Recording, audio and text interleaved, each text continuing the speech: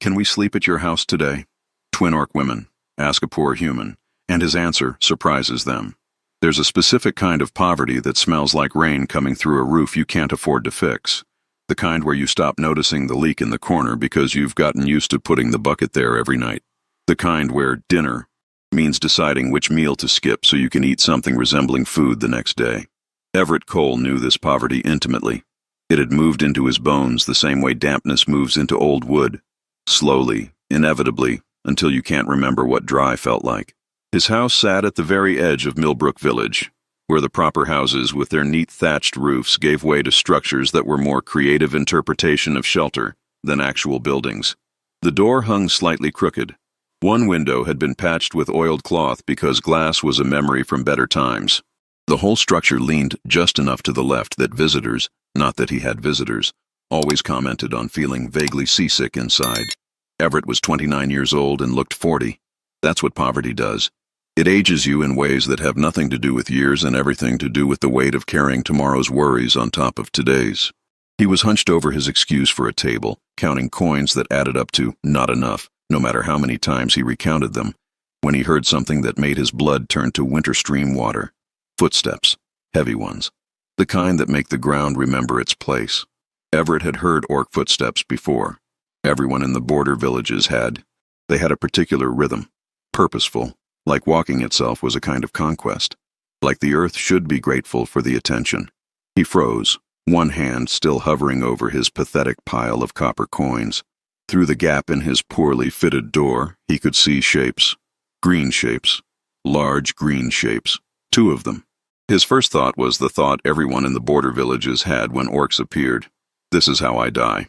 His second thought was more practical. At least dying means I won't have to pay Howell Critch next week. The knock that came was unexpected. Polite, almost. 3 measured taps that sounded absurdly civilized coming from what Everett's panicking brain had already decided were his executioners. He stood up slowly, the way you stand when you're not sure your legs remember how to hold you. His hand went to his chest, fingers closing around the rusty key that hung there on its fraying cord. His father's key, the one that didn't open anything anymore. Old habit, touching it when he was scared. The knock came again, still polite, still patient. Everett had 2 choices. Open the door, or hide in his own home like a rabbit in a too shallow burrow. The second option meant they'd know he was a coward. The first option meant they'd know he was a coward who at least had the dignity to face his fear standing up. He opened the door. 2 orc women stood in his excuse for a yard, and Everett's brain made a sound like a cartwheel coming off its axle. They were identical, perfectly, impossibly identical. Same green skin, not the bright green of spring grass, but the deeper green of old forests where the light doesn't quite reach. Same dark hair that fell in thick waves past their armored shoulders. Same intense eyes that looked like they could see through walls if walls were dumb enough to get in their way. Warriors, obviously. Their armor told that story in a language even Everett, who knew nothing about fighting, could read. Leather and metal plates worn smooth in places where they'd taken hits. Weapons that had been used, not just carried. They were also, Everett noticed with the detached clarity that comes with absolute terror, exhausted. The kind of exhausted that goes deeper than muscles. The kind that lives in your eyes. The one on the left, slightly taller maybe, or maybe just standing straighter, spoke first. Human. Her voice had the texture of someone who'd been traveling too long without enough water. "Do you speak common tongue?" Everett's mouth had apparently forgotten how mouths worked. He managed something that might have been yes if you were feeling charitable about definitions. The second orc, the one on the right, spoke then. Her voice was quieter but somehow carried more weight. "We've been walking for 6 days, every village, every town, every house." She paused, and something flickered across her face. Something that looked uncomfortably like shame. "Everyone turns us away. We have coin. We can pay. We just need 1 night inside somewhere, away from the rain." Everett looked past them. The sky was doing that thing it does in late autumn where it can't decide if it wants to rain now or rain later, so it just threatens both constantly. Heavy clouds the color of old bruises hung low enough to touch. He looked at the 2 warriors, at their armor that had seen too many roads, at their faces that had seen too many closed doors. Then he looked at his house. His pathetic, leaning, leaking, falling apart house that had exactly 1 decent blanket and half a loaf of bread that was already planning its career as a brick. The smart thing, the survival thing, would be to say no. Orcs were dangerous. Everyone knew this.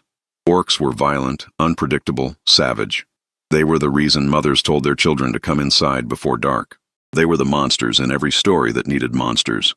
But these two orcs, standing in his weed-choked yard, didn't look like monsters. They looked like people who'd been walking too long and sleeping too little. They looked like they'd learned to expect rejection before they even asked the question.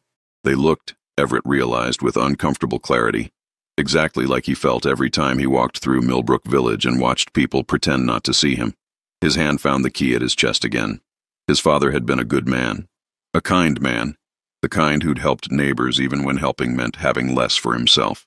Then again, his father had also died poor and broken with nothing to show for his kindness, except a key that didn't open anything. Everett made a decision that definitely wasn't the smart one. The roof leaks, he heard himself say. The door doesn't close right. There's a draft that comes from everywhere and nowhere. I've got half a loaf of bread and some questionable cheese. The floor's not level. One of the windows is cloth, not glass. The whole place smells vaguely like mildew and bad decisions. The two orcs stared at him, waiting for the rejection that always came after the explanation of why rejection was reasonable. But, Everett continued, surprised by his own voice, you can sleep here, if you don't mind sharing space with poverty and its many friends. The silence that followed had weight, the kind of silence that happens when people are recalculating everything they thought they knew about a situation. The shorter orc, the one who'd spoken second, made a sound. It took Everett a moment to recognize it as a laugh. Not a big laugh, just a small sound of disbelief. She paused. You're serious. Terrified, Everett corrected. But yes, also serious. The taller one, the protector, Everett was already thinking of her, narrowed her eyes. Why? It was a fair question. Everett wasn't sure he had a fair answer. Because 6 days is a long time to walk, he said finally. And I know what it's like when people pretend not to see you. Something changed in the way they looked at him. Something subtle but significant. The quieter one stepped forward. I'm Raza Grimtooth. This is my sister Kaza. She stopped. Started again. Thank you. We'll pay you. Whatever you... I don't want money, Everett interrupted. The words came out before he could think about them, which was probably good because thinking would have stopped them. I just... come inside before the rain starts. Please. Kaza, the protector, looked at her sister. Some kind of conversation happened in that look, the kind twins probably had. Then she looked back at Everett. You're either the bravest human I've met or the most foolish. Definitely the second one, Everett said, but you should come in anyway. They did, and that's when things got interesting. Because two orc warriors entering a house built for one small human creates geometric problems that mathematics wasn't designed to solve. Kaza had to duck to get through the doorway. Not just a little, fully duck, nearly doubling over. Raza followed, equally folded. Once inside, they both straightened up and immediately discovered that Everett's ceiling had opinions about orc height. Your dwelling is... Kaza paused, clearly searching for a diplomatic word. Cozy? Her sister offered. I was going to say challenging. Everett couldn't help it. He laughed. Not a big laugh. His body seemed to have forgotten how those worked sometime around when the last of his family's money disappeared. But a real one. It's small, he said. Feel free to say it. I won't be offended.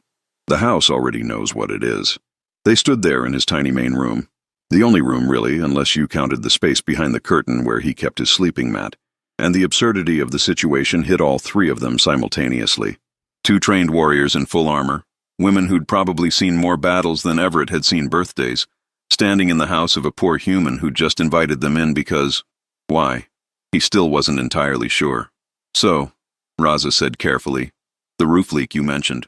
As if summoned by the words, a drop of water fell from the ceiling and landed directly on Kaza's armored shoulder with a distinctly unimpressive plink.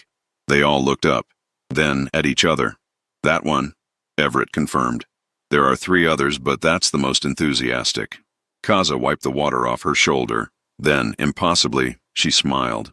Not a big smile.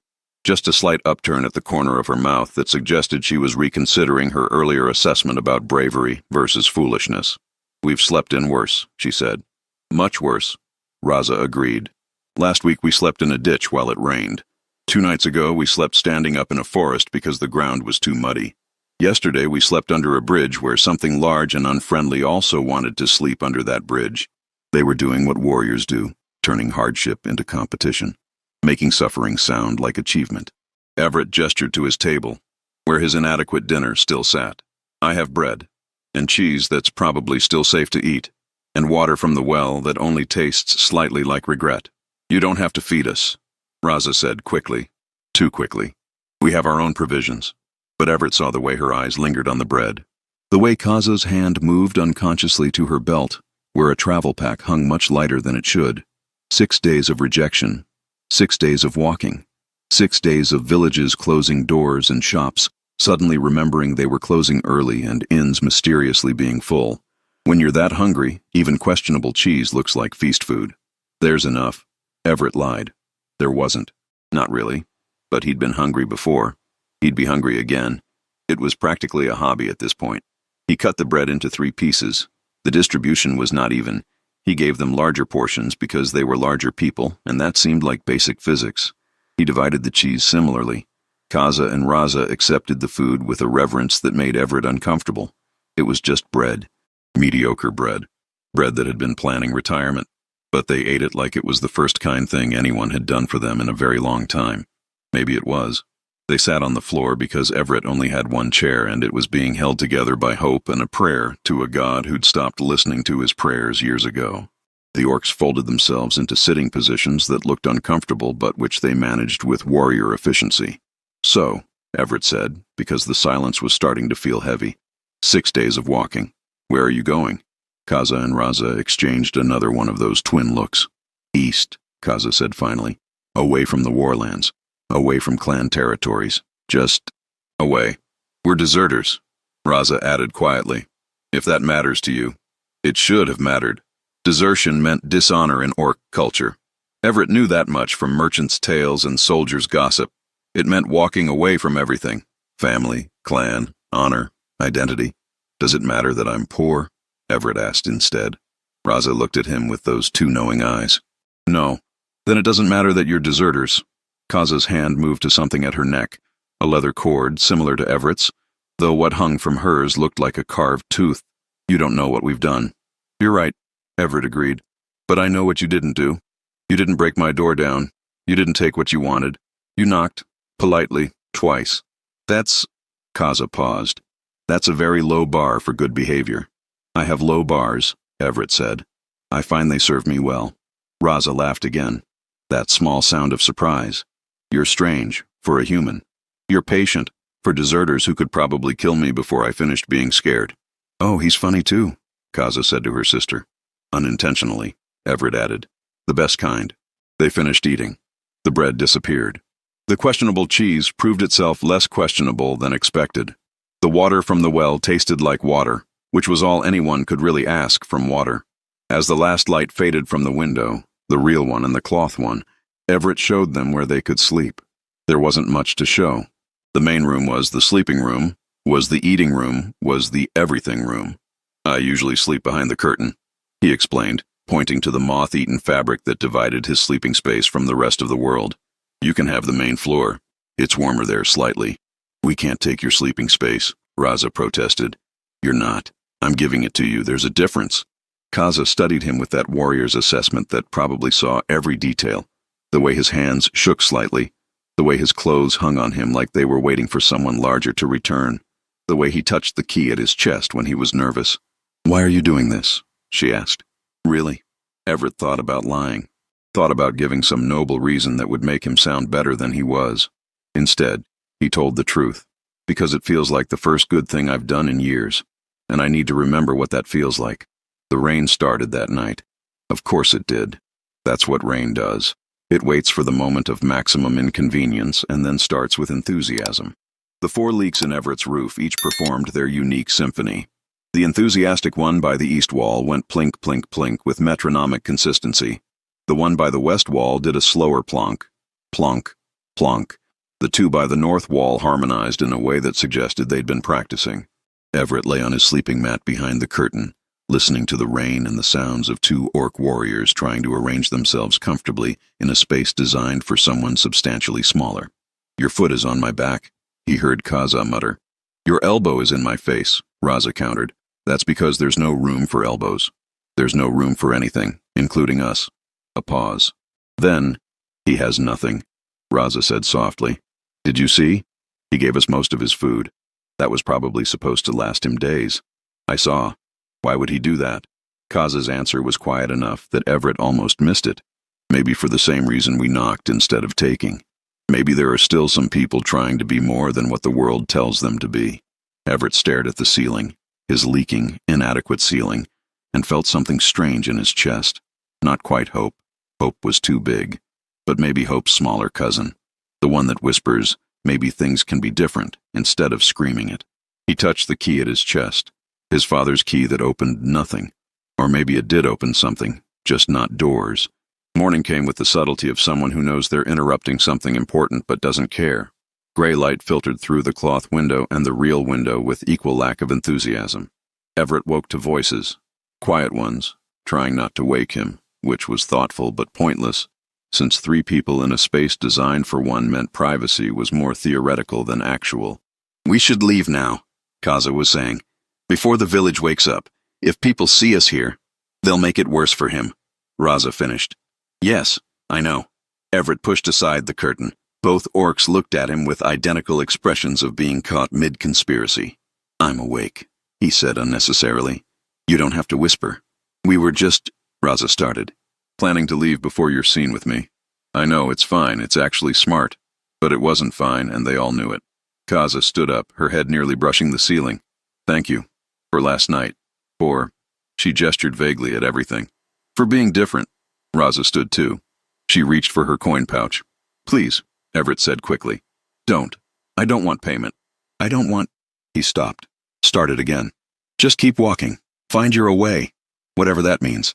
That's payment enough. They looked at each other. That twin communication again. We could stay, Raza said suddenly. For a few days. Help fix the roof, the leaks. We're good with... No, Everett interrupted. You can't. People are already suspicious of me. If they see orcs here... He didn't finish. Didn't need to. They understood the math of prejudice and poverty. Kaza's jaw tightened. Then we go now. While it's still dark enough for people to pretend they didn't see. They gathered their things, the armor they'd removed to sleep, the weapons they'd placed carefully by the door, the travel packs that still hung too light. At the door, Raza paused. She pulled something from her pack, a small wrapped bundle. We don't have much, but this is good travel bread. Real bread. The kind that doesn't get hard. Keep it, please. Everett took it. Not because he wanted to, but because refusing would have hurt more than accepting. Kaza stepped outside first, checking the pre-dawn darkness with warrior caution. Raza followed. They were almost to the edge of his pathetic yard when Everett called out, Wait! They turned. Everett's hand went to the key at his chest. He pulled the cord over his head, the frayed cord that had been his father's, that had been his only inheritance besides debt and disappointment. My father told me this key opened something important once, he said. I've been carrying it for years trying to remember what that was. Last night I figured it out. He held it out to Kaza, the rusty metal catching the first hints of dawn light. It doesn't open doors. It opens the choice to be different than you're supposed to be. I think you need it more than I do. Kaza stared at the key. At him. I can't. You can. You're walking away from everything you knew to be something different. That's harder than anything I've ever done. Take it. Remember that even rusty keys that don't open doors can mean something. Raza's eyes were suspiciously bright. She nudged her sister. Kaza took the key. Her large hand, scarred, calloused, built for weapons, closed around it with surprising gentleness. Blood doesn't make you family, she said softly. But kindness does. We won't forget this. They left. 2 orc warriors walking into the pre-dawn darkness, heading east, heading away, heading toward whatever their away meant. Everett watched them go until they disappeared into the forest path. Then he turned back to his small, leaning, leaking house, to his empty food stores, and his hopeless debts, and his impossible future. But he didn't feel quite as heavy as he had yesterday. Maybe that was worth the price of half a loaf of bread, and a key that didn't open anything. Maybe that was worth everything. 3 days later, Howell Critch knocked on Everett's door with the enthusiasm of someone who enjoys other people's misery professionally. Howell was exactly the kind of man who becomes a debt collector. thin in a way that suggested his body disapproved of his life choices, with a perpetual expression like he'd just tasted something disappointing. He carried his leather-bound ledger book everywhere, running his finger down columns of numbers with the reverence other men reserved for holy texts. "Everett Cole," he announced, as if Everett might have forgotten his own name. "Rent is due, plus last month's unpaid portion, plus interest on said portion. The Lord Pemberton expects full payment by week's end." Everett looked at the coins spread on his table. They still spelled "not enough" in every language that mattered. "I don't have it," he said. Simple truth. The only kind he had left. Howell made a show of consulting his book, though they both knew he'd memorized every debt in the village. "That's unfortunate, because Lord Pemberton has been very patient indeed." He ran his finger down the page, counting moedas with his lips moving slightly. 3 months behind. At this rate, you'll be owing more than the house is worth." "The house isn't worth anything," Everett pointed out. "Exactly." Howell smiled the smile of someone who'd been waiting to make that exact point. "Which means next month, when you still can't pay, Lord Pemberton will have to exercise his right to reclaim the property and discharge the debt through other means." Other means meant debtor's service, meant working Lord Pemberton's fields until the debt was paid, which, given how Lord Pemberton calculated interest, meant forever. "I'll find a way," Everett said, knowing it was a lie. "Yes," Howell agreed, knowing it was a lie. "I'm sure you will." He was halfway to the door when he paused, his eyes catching on something, or rather, the absence of something. "Didn't you used to wear a key? On a cord?" Everett's hand went to his chest automatically, found nothing. "I gave it away." "Gave it?" Howell's tone suggested this was somehow more offensive than being poor. "To whom?" "Someone who needed it more than I did." Howell made a note in his book. The scratch of pen on paper sounded like judgment. "Fascinating. A man who can't pay his debts giving away possessions. Lord Pemberton will find that very interesting. It was just a key, a rusty key that didn't open anything. Then perhaps you should have sold it." Howell tucked his book away with finality. "Week's end, Mr. Cole. Find the money or find yourself finding new accommodations, preferably ones that don't leak quite so enthusiastically." He left. The door swung crooked in his wake, letting in a draft that smelled like autumn giving up on hope. Everett sat down at his table, looked at his insufficient coins, looked at his leaking ceiling, looked at the space where 2 orc warriors had slept 3 nights ago. He thought about his father, about the key, about choices that don't make sense but feel right anyway. Then he stood up, because sitting wouldn't solve anything, and at least standing made him feel like he was doing something, even if that something was just vertical surrender. That's when he heard it again. Footsteps, heavy ones, the kind that make the ground remember. His heart did something complicated between hope and terror. 2 figures emerged from the forest path. Green figures, large green figures, walking with purpose toward his pathetic house at the edge of the village. Kaza and Raza. But they weren't alone. Behind them came more orcs. 4 of them, older by the look of them. The kind of old that comes with scars that tell stories. Everett's brain made interesting interpretive choices about what this meant. Most of them involved him becoming very dead very quickly. But then Kaza saw him standing in his doorway and she smiled, fully smiled. "Everett Cole," she called out. "We have a problem." "Several problems," Raza added. "You're going to hate us." They reached his yard, all 6 orcs, turning his sad little property into what probably looked like an invasion to anyone watching from the village. "We tried to leave," Kaza explained. "We walked for 2 days east, made it almost to the trading roads. And we couldn't stop thinking about this house," Raza continued. "About how the roof leaks, how the door doesn't close right, how you gave us your food and your key and asked for nothing." One of the older orcs stepped forward, a female with gray threading through her hair, and a face that had seen enough to stop being impressed by most things. "I'm Nexara, formerly of the Stonefist clan, now of no clan." She gestured to the others. "We're all deserters, all walking east, all trying to find our way." Another orc, male, younger than Nexara but older than the twins, with a scar that bisected his face in a way that suggested it had opinions, spoke up. "The problem is, we're builders, stonemasons, before we were warriors. And we can't—" Kaza paused. "We can't just leave it. This house. You. It would drive us mad. So we came back," Raza finished, "to fix your roof, if you'll let us." Everett stared at them. At 6 orc deserters standing in his yard at dawn, offering to fix a house that wasn't worth fixing in a village that would hate them for being here. You can't, he said. The village will see orcs working, Nixara interrupted. Yes, they'll see that, and they'll talk, and they'll judge, and they'll probably make it worse for you.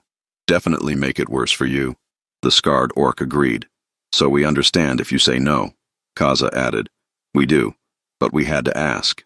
Everett looked at his house, at the roof that leaked in 4 places, at the door that hung crooked, at all the small ways poverty had convinced him to stop trying. Then he looked at 6 orcs who'd walked away from everything they knew, heading toward an away they couldn't name, but who stopped in the middle of that journey because a leaking roof bothered them. He thought about his father, about kindness being more expensive than money, about keys that opened choices instead of doors. One condition, he said. They waited. You fix it, Everett continued, but you let me help. I may not know how to fix a roof, but I can learn. This is still my house, even if it's a disaster. Nixara grinned. It was the kind of grin that suggested she'd been hoping he'd say exactly that. Deal. But warning, we're going to fix more than the roof. Doors coming off its hinges. Windows need actual glass. Floor should probably be level. We're excessive when we start fixing things. We have a problem. The scarred orc added. We're perfectionists. It's very annoying. Another orc, quiet until now, chimed in. Everett found himself laughing. Actually laughing. The kind of laugh that comes from absurdity colliding with hope and neither one being sure who wins. When do we start? He asked. Now, all 6 orcs said simultaneously. And they did. The next week was possibly the strangest week of Everett's life, and he'd had some strange weeks. 6 orcs descended on his small, inadequate house with the kind of focused intensity usually reserved for military operations. They treated the repairs like a campaign. Nixara took charge of the roof, climbing up to assess the damage with the confidence of someone who'd climbed worse. This isn't a roof, she announced. This is optimism with thatch on top. But we can work with optimism. The scarred orc, whose name was Vulcus and who indeed whistled slightly when he talked due to his wooden replacement tooth, handled the door. A door should close, he declared as if this was revolutionary thinking. Revolutionary, I know. But trust me on this. Kaza and Raza tackled the windows, somehow procuring real glass from a traveling merchant who took one look at 2 large orc women asking very politely about window supplies and decided that yes, today was a great day to be cooperative. The other 2 orcs, brothers named Dern and Rask, worked on the floor with mathematical precision that suggested they'd spent previous lives making things very straight and very level. And Everett? Everett learned. He learned how to patch a roof properly, how to set a door so it hung true, how to mix mortar that would actually hold stones together instead of just suggesting they might consider staying in place. He learned orc curse words, many orc curse words, most of which were surprisingly creative. He learned that Nixara had left her clan when they'd ordered her to kill human prisoners. They were farmers, she'd said, while teaching him how to weave thatch. Young ones. Barely knew which end of a spear was which. I couldn't do it, so I walked away. He learned that Vulcus had been a scout who'd watched his unit burn a human village. The orders came from up high. Said these humans had killed orc civilians. Maybe they had. But I saw children in that village. Can't unknow that. Can't serve after that. He learned that Dern and Rask had deserted together after being ordered to execute their younger sister for falling in love with a human. They said she dishonored the clan, Dern explained while straightening floorboards. We said the clan could go rot.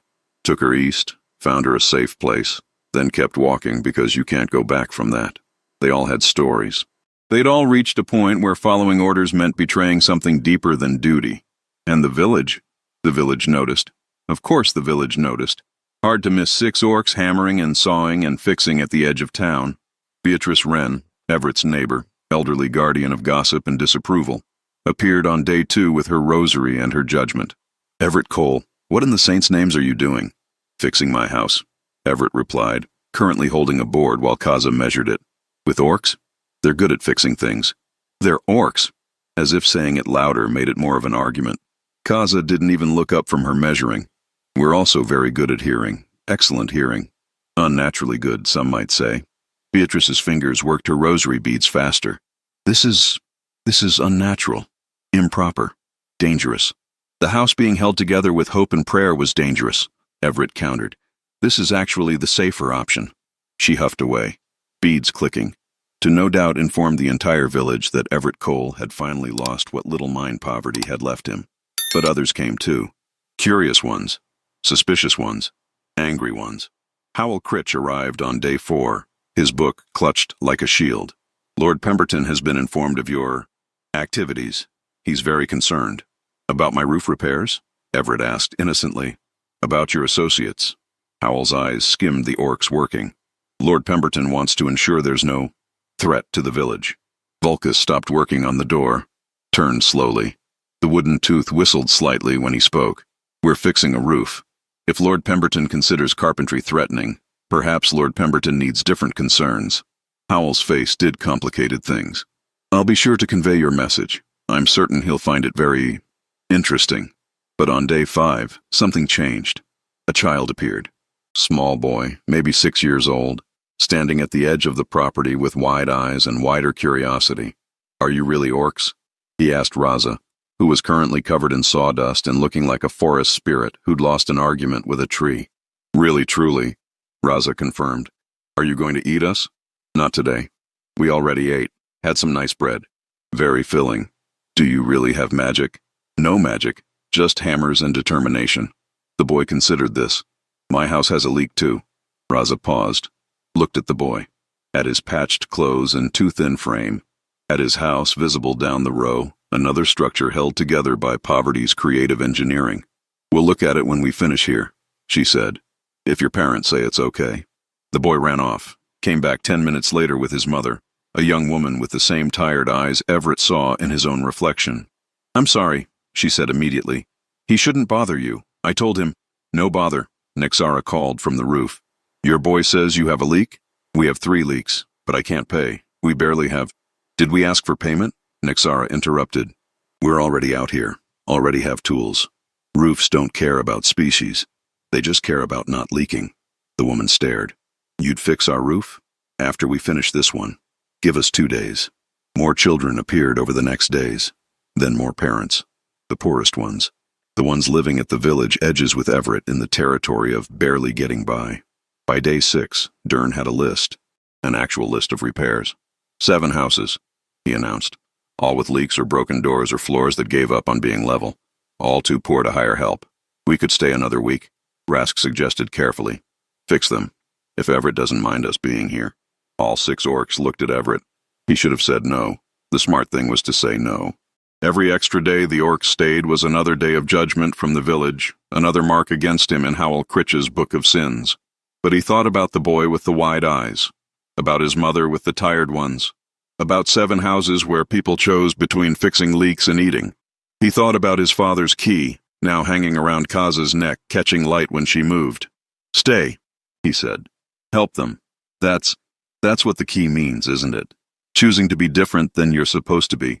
Kaza touched the key at her chest, smiled. Told you he was different. Dangerously different. Her sister agreed. They stayed, and they fixed 7 more houses, and the village couldn't decide if it was outraged or impressed.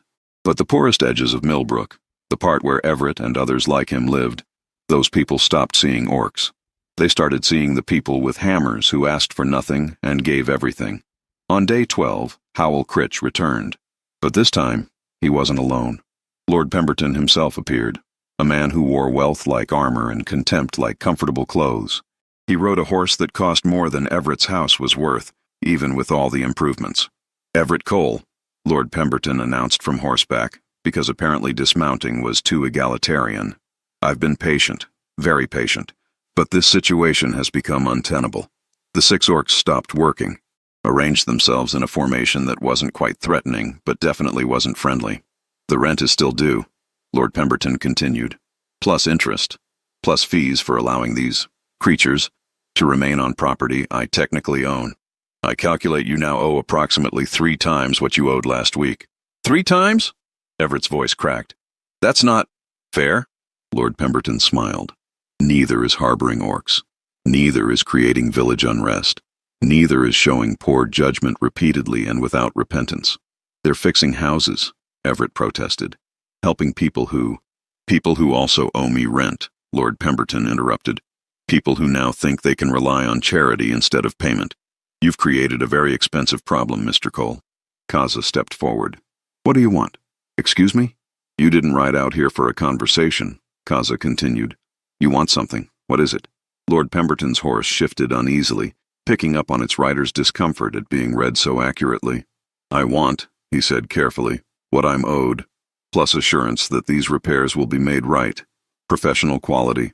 Not orc quality. Orc quality, Nexara said from the roof, her voice sharp enough to cut, is why this house will stand for 50 years instead of falling down next winter. Nevertheless, how much? Raza interrupted. For Everett's debt. Total. What's the number? Howell Critch consulted his book with obvious pleasure. 47 gold pieces, plus interest accumulating daily. It was an impossible number. The kind of number that bends reality around it. The orcs looked at each other. That communication that happened in glances and small gestures. Then Vulcus reached into his travel pack. We have it, he said simply. Everyone froze. We're deserters, Vulcus continued, pulling out a heavy coin pouch. But we're not thieves. We took our pay when we left. Everything we'd earned, everything the clans owed us for years of service. We were saving it, for our away, for whatever that meant. Dern pulled out another pouch. We were going to buy land, somewhere east, start over. Build something, Rask added, producing his own coins. A place where deserters could live without judgment. One by one, all 6 orcs contributed. Pouches emptied onto Everett's newly level floor. 47 gold pieces. Exactly. Lord Pemberton stared. Howell Critch's book dangled forgotten from his hand. Take it, Kaza said. Clear Everett's debt, all of it, forever. I can't, Everett started. You gave us a roof when everyone else gave us doors, Raza interrupted. You gave us your food when you had none. You gave Kaza your father's key because you thought it meant something. She looked at him with those 2 knowing eyes. This is us giving it back. Different form, same meaning. But your land, Everett protested. You're away. We found it, Nexara said simply. Right here, in this village edge. Among people who need houses fixed and don't have gold to pay for it. This can be our away, Kaza added. If you'll have us. Lord Pemberton cleared his throat. This is highly irregular. Take the money, Vulcus suggested, his wooden tooth whistling ominously. Or we'll stay here and fix every poor person's house in your territory until you have no one left to exploit. Lord Pemberton's face cycled through several interesting colors, but he took the money, because 47 gold pieces was 47 gold pieces, and exploitation becomes harder when people's houses stop leaking. The debt is cleared, he announced with as much dignity as someone accepting defeat could manage. The property is yours, Mr. Cole, free and clear. He paused, though the village council will want to discuss your tenants. They're not tenants, Everett said. They're family. It was the first time he'd said it out loud, the first time the word family meant something other than the absence of people who used to be there. Lord Pemberton rode away. Howell Critch followed, his book somehow looking lighter now that it had one less debt to carry. The 6 orcs and 1 human stood in the yard of a house that no longer leaked, looking at each other in the aftermath of impossible kindness. So, Everett said into the silence, anyone want to help me add rooms? Because if you're staying, we're going to need more space. Dangerously practical, Raza observed. It's what we like about him. Her sister agreed. They built 3 more rooms onto the house over the next month. They fixed 17 more leaking roofs in the village edges. They started a small workshop where they took on carpentry jobs for people who couldn't afford regular craftsmen. They became, impossibly, a fixture. The orcs at the village edge who fixed things. Beatrice Wren never did approve. She continued passing her rosary beads and disapproving loudly and frequently. But she also, and she would deny this vehemently, quietly asked Dern to look at her front step, which had rotted through. He fixed it, for free, because that's what they did now. The village slowly, reluctantly adjusted to having orcs who were just there, working, building, living. Not all accepted it. Some never would. Prejudice doesn't die. It just learns to grumble quieter. But the poorest people in Millbrook, the ones at the edges, they understood. When you're drowning, you don't ask about the species of the hand pulling you up. 6 months after 2 orc warriors knocked on a poor human's door, Everett stood in his now actually sturdy house and looked at the family that had built itself from broken pieces. Nexara was teaching him advanced masonry. You have terrible form, she'd say daily, but you're learning, slowly, so slowly, like watching stone erode. Vulcus had fixed the whistling in his wooden tooth but kept it anyway because he liked the character it gave his voice. Dern and Rask had started taking on apprentices, village children from the poor edges who wanted to learn carpentry but whose families couldn't afford proper training, and Kaza and Raza. They'd hung Everett's father's key over the main door of the expanded house. Above it they'd carved words in both common tongue and Orcish. Blood makes you family, choice makes you home. It wasn't a perfect life. Perfect lives didn't exist anywhere except in stories people told to comfort themselves. Everett still had hard days. Days when he counted coins and felt the old familiar weight. Days when he saw his reflection and remembered what alone felt like. The orcs still faced suspicion, still heard whispers, still saw doors close, metaphorically, if not literally, when they walked through the village center. But they had a home now. All 7 of them. They had work that mattered. They had each other. And in the village edge of Millbrook, in a house that used to leak in 4 places and now leaked in 0 places, 7 people who weren't supposed to be family proved that the world's rules about belonging were more like suggestions. Because in the end, the bravest thing anyone can do isn't facing enemies or fighting wars or proving strength. It's opening your door when you have nothing to give except the choice to be kind. It's walking away from everything you know to become something better than what you were told to be. It's fixing roofs for people who can't pay because payment isn't always measured in gold. And sometimes, when you're very lucky, those choices build something stronger than any house. They build home. If this story touched something in you, if you felt the weight of impossible choices or the warmth of unexpected family, leave a comment below. Tell us about a time someone showed you kindness when you had nothing to give back. Or tell us about a time you were the one who chose kindness even when it cost you everything. Because these stories, they're not just entertainment. They're reminders. Reminders that the world doesn't have to be what we were told it was. That families can be built from choice instead of blood. That sometimes the poorest people have the richest hearts. And that even rusty keys that don't open any doors can mean everything. Subscribe for more stories about orcs, humans, and the messy, beautiful reality of choosing to be different than the world expects. Because you know what? The world needs more people willing to answer yes when strangers knock and ask if they can stay.